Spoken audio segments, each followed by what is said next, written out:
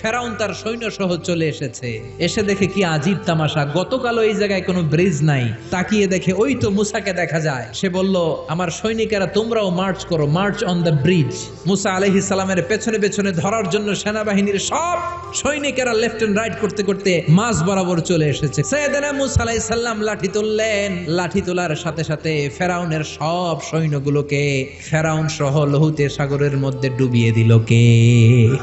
পানি খেতে খেতে এক একটার পেট এত বড় হয়েছে। ইসরায়েলি বিভিন্ন বর্ণনাতে এসেছে ফেরাউন পানি খেতে খেতে পটকা মাছের মতো এত বড় হয়েছে তার পেটটা। যখন আর খেতে পারে না, গলা সমান, হাত তুলে বলে আমি ঈমান আনলাম। আল্লাহ বলেন no, the game is up, সময় শেষ, এখন আর ঈমান কাজ হবে না, ফেরাউন শেষ। কিন্তু ফেরাউনের চেলারা দুনিয়াতে আছে না নাই? ফেরাউনের চাচাতো ভাইদের গোষ্ঠী আছে না নাই? যারা নবীদের কথা সহ্য করতে পারে না, কোরআনের কথা সহ্য করতে পারে না, ইসলামের কথা শুনলেই গায়ে চুলকানি ধরে, এরকম বেয়াদব আছে না নাই?